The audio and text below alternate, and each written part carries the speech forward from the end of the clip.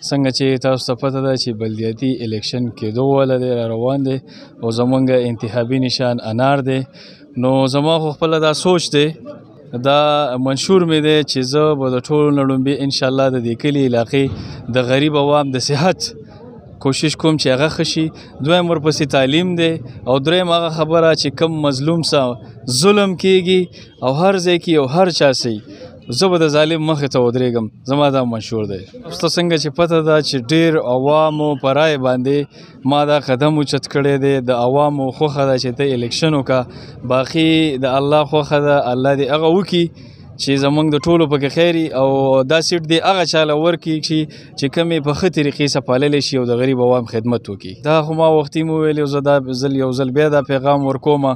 چې موږ ټولو له پکار دي چې هر څوک ولاړ دي، د هرې پارټۍ نه ولاړ دي چې په دې باندې خپل تعلق خراب نه کړي، جنګ شر ونه شي. او ټولو ته دا خواست کوم چې الله دې وکړي چې دا په ښه طریقې سره دا الیکشن وشي، جنګ شر پکې ونه شي او وړه بدوالی پکې را نه شي.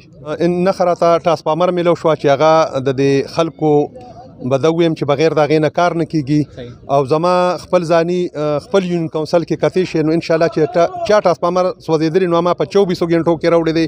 او کو بیا د ټول تحصیل ټرانسفارمر سوځېدی او خلکو په ما اعتماد وکړو نو انشاءالله چې په 12 غنټې کې به ورته هر سړي ته ټرانسفارمر او چې څه مسلې هغه به ورته کوم او یو ځل بیا د دې خلکو او د تحصیلي تنګي د عوامو شکریا ادا کوم. یاره انشاءالله زه خو دا وایم ملګرو زما خپل یونین کونسل نه یو کس نه دی ولاړ او زموږ د یونین کونسل یو اتفاقي چې د علاقې کس ته نه ودرېږي نو بیا بل چا لوټ نه ورکوي. نو دا خو زه انشاءالله ځکه خوشحاله کېږم چې انشاءالله چا د 5 نواله د 7000 پورې به زه په خپل یونین کونسل وټالم که خیري او مخکې به را سره ډېر ملګري ولاړ دي په شا انشاءالله. نو که خیري د تنګي مې ګاونډي دی د ده نه پوره خپل حق غواړم او بیا په هر یونین کونسل کې را سره خپل ملګري شته نو انشاءالله ټول به که خیري ښه په اتفاق باندې او زما هر څه د نه د میډیا نه پټ دي نه د حکومت نه پټ دي او نه د تنګي د هوامو نه پټ دي تاسو ته په مخامخ. یاره انشاءالله جدي ته خو چې کم کس راوتي نو هغه دا سوچ کړی دی چې یاره دا 12 یونین کونسل دي د ان پی اے نه زیاته علاقه ده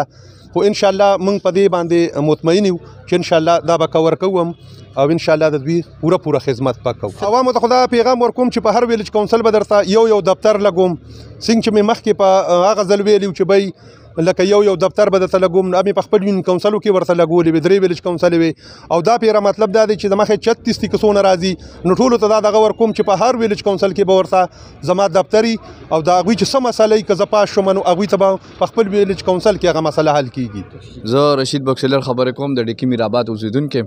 نو مال خو نن نښه راکړله خو ګړۍ نښه راکړله خو انشاءالله ښایسته نښه ده او هر چا سره په لاس شي او زه د عوامو خدمت ته راوتم غریب یم او خلکو نه په اخلاقو باندې په ښه سړیتوب باندې وټلم جګړې مګړې زما نه په اټو څه کار نشته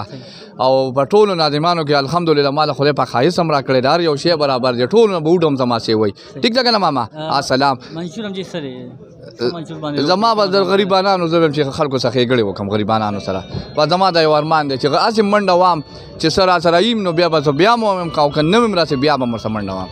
زه د غریبانانو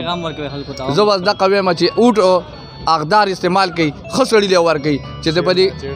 جنګ جګړه پکې ونی شي او ښه سړی پکې ورکړي هغه که خدای دې کېږي زه یم او که دا بل څوک دی هر څوک دی خو ښه سړي له اوټ ورکوي.